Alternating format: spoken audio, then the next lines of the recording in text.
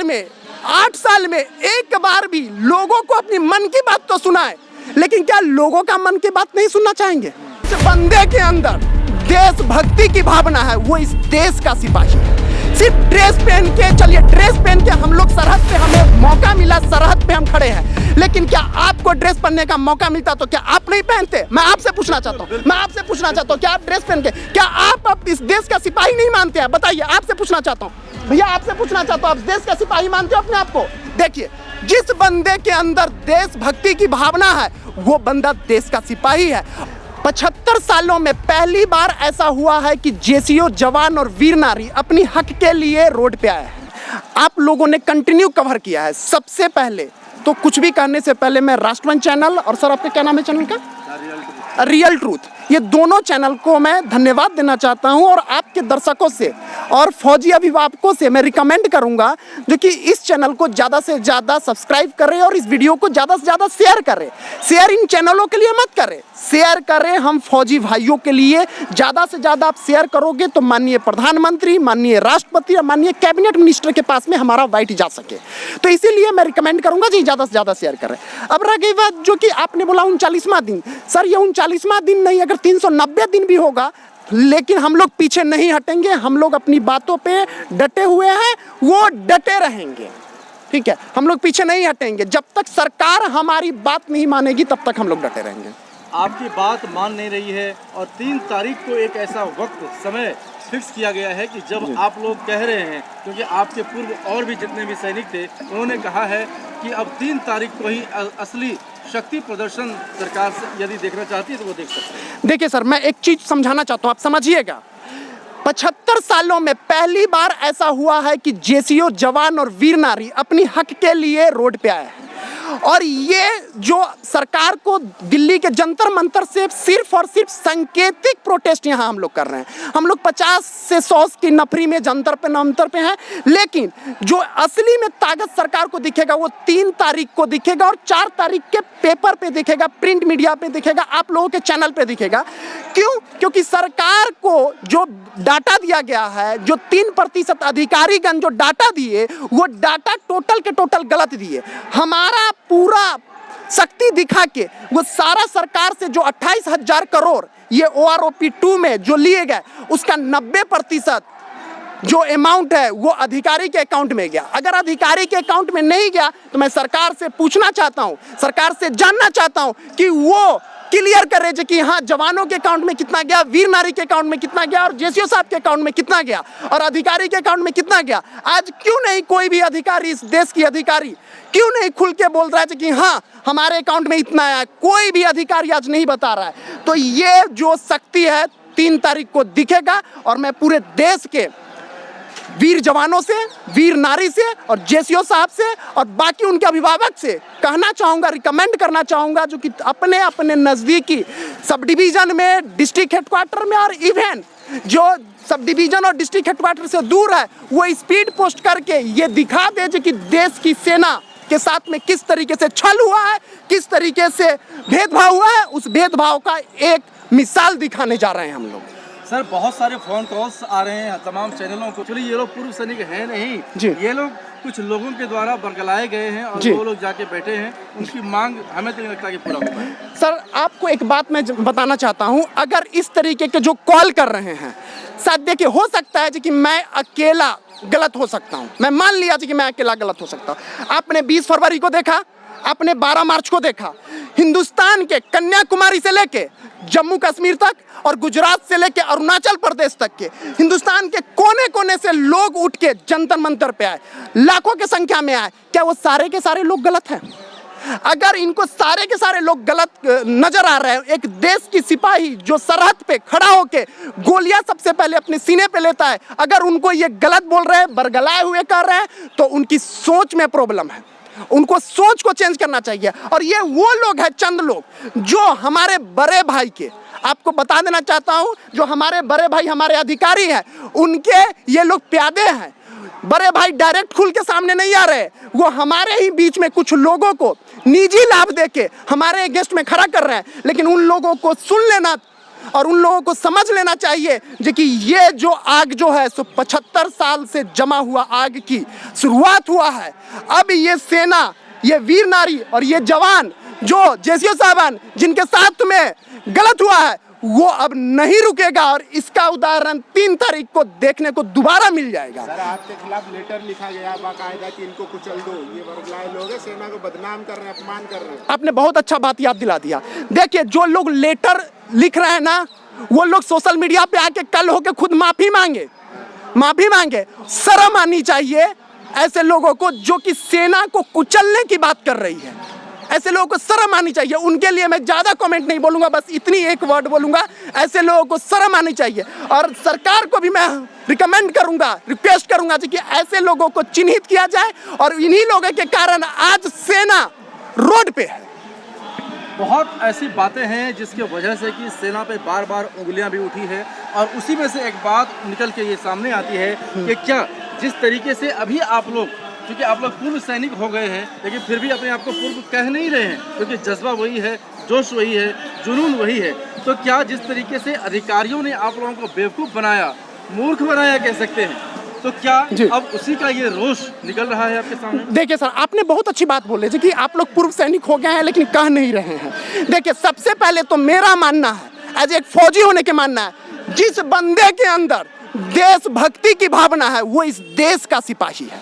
सिर्फ ड्रेस पहन के, चलिए ड्रेस पहन के हम लोग सरहद पे, हमें मौका मिला, सरहद पे हम खड़े हैं, लेकिन क्या आपको ड्रेस पहनने का मौका मिलता तो क्या आप नहीं पहनते? मैं आपसे पूछना चाहता हूँ, क्या आप ड्रेस पहन के, क्या आप अब इस देश का सिपाही नहीं मानते हैं? बताइए, आपसे पूछना चाहता हूँ भैया, आपसे पूछना चाहता हूँ, आप देश का सिपाही मानते हो अपने आप को? देखिए, जिस बंदे के अंदर देशभक्ति की भावना है वो बंदा देश का सिपाही है। और सिपाही का भी ना तो रिटायर होता है और ना प्रीमेच्योर जाता है। तो ऐसे लोगों जो बोल रहे हैं ये सारे के सारे गोदी संस्था है और सरकार को सुनना चाहिए। मैं माननीय प्रधानमंत्री से पूछना चाहता हूं जो कि वो पिछले 10 साल में, 8 साल में एक बार भी लोगों को अपनी मन की बात तो सुनाए, लेकिन क्या लोगों का मन की बात नहीं सुनना चाहेंगे? कभी उन्होंने क्या प्रेस कॉन्फ्रेंस किया? ओपन में आके प्रेस कॉन्फ्रेंस किया? नहीं किया। जवानों के साथ में जिलेबी खाते हैं, जवानों के साथ में समोसा खाते हैं। क्या आज जवान यहाँ दिल्ली के जंतर मंतर पर उनको दिखाई नहीं दे रहा है? दिखाई दे रहा है कि नहीं दे रहा? मैं आपसे पूछना चाहता हूँ और आप लोगों से पूछूंगा, अगर कभी प्रधानमंत्री या कोई कैबिनेट मिनिस्टर कोई आप लोगों के सामने आते हैं, चाहे रक्षा मंत्री हो, सामने आते हैं, तो उनसे भी ये सवाल करिएगा कि क्यों जंतर मंतर पे जवानों से क्यों नहीं जाके मिलते हैं? अगर जवानों के अंदर में कुछ दर्द है तो उसको सुनिए। लेकिन लोग कह रहे हैं कि इसमें सरकार का या मोदी जी का या रक्षा मंत्री का क्या दोष है? वो तो अफसरों ने किया है ना। अच्छा, एक चीज मैं आपसे, को पता ही नहीं चला चाहिए। अच्छा, ठीक है, चलिए मैं उन्हीं के साथ में सरकार की बात मान लेता हूं। अगर अफसरों की गलती मानते हैं, देखिए इनमें अफसर की भी गलती है और सरकार की भी गलती है। अगर अफसर हम अगर कोई भी चीज ऐसे दे दिए तो क्या वो आंख बंद करके साइन कर देंगे? क्या सरकार ऐसे चलता है? देश ऐसे चलता है? देश में एक नियम है, एक रूल्स है।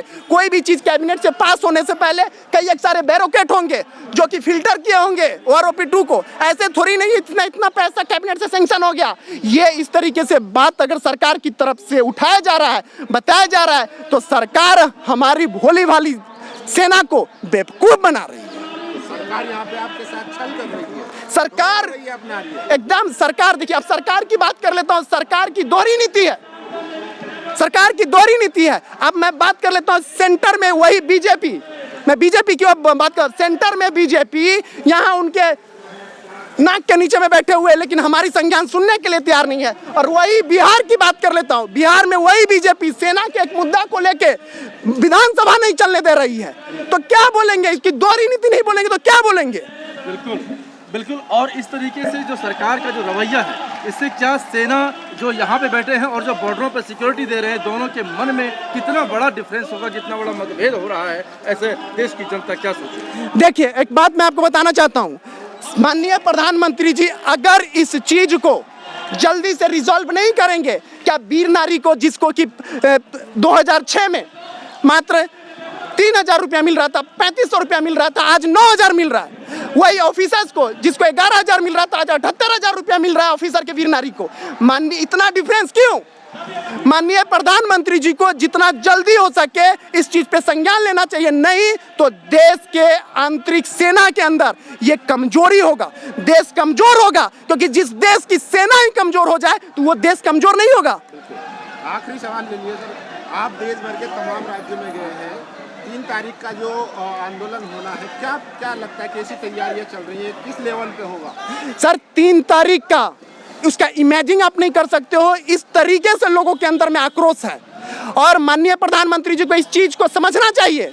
क्या प्रधानमंत्री जी इस बात को नहीं समझ पा रहे हैं? जो देखिए, मैं अधिकारी की बात कर लेता हूँ, ऐसा क्या होता है ये जो अधिकारी लेफ्टिनेंट कैप्टन होता है, छोटे रैंक में होते हैं तो कंधे से कंधे मिला के मरने के लिए तैयार होते हैं। जैसे ही उनका रैंक बड़ा होता है, जैसे उनको पॉलिटिशियन के साथ में साठगांठ होती है, तैसे ही उनकी रवैया जवानों के प्रति चेंज हो जाता है। और माननीय प्रधानमंत्री जी क्या वो मन की बात करते हैं? क्या सर्वे नहीं करा सकते? इतनी बड़ी IT सेल है सरकार के साथ में, क्या वो सेना के बारे में जानकारी नहीं ले सकती है? सेना के अंदर में क्या चल रहा है, उनके मन में क्या चल रहा है? कोई भी कानून उठा के सीधे थोप देते हैं। माननीय प्रधानमंत्री जी सिर्फ और सिर्फ कानून थोपने का काम किए हैं, किसी से सुझाव नहीं किए। आज सेना का अधिकारी सरकार का प्रवक्ता बन के बैठा हुआ है, सरकार की तरफ से आके रिप्रेजेंट कर रहा है, और आप बोल देते हो कि सेना कर रही है कोई भी रूल्स में। और सेना कर रही है तो आपका ब्यूरोक्रेट क्या कर रहा है? उसको डांट लगाइए। आपका IT सेल क्या कर रहा है? उसको डांट लगाइए। उन लोगों को क्यों पेमेंट दे रहे हैं? क्या आपके IT सेल, आपका ब्यूरोक्रेट ये पता नहीं कर सकता है कि सेना के अंदर में क्या चल रहा है, सेना के जो आंतरिक मानसिक में क्या चल रहा है?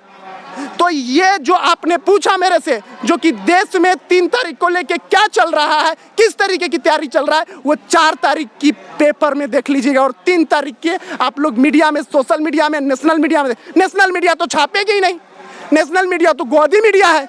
नेशनल मीडिया आप लोगों के ही मीडिया में आप देखिएगा 3 तारीख को क्या होगा, आप लोग ही दिखाएंगे। सर बहुत ही संक्षेप में आप मुझे बताइए कि 3 तारीख को जो कुछ होने वाला है उसके लिए जो तमाम राज्यों के पूर्व सैनिक हैं उनको क्या संदेश देंगे, क्या कुछ बोलेंगे, किस तरीके से वो संगठित होंगे? देखिए, संगठित होने की बात तो ऑलरेडी पहले संगठित हो चुकी है। अभी नहीं तो कभी नहीं, अभी नहीं तो कभी नहीं। जो हमारा नारा है उन तक जा चुका है और वो लोग भी जान चुके हैं कि 75 साल से हमें दबाया गया है, कुचला गया है, मसला गया है।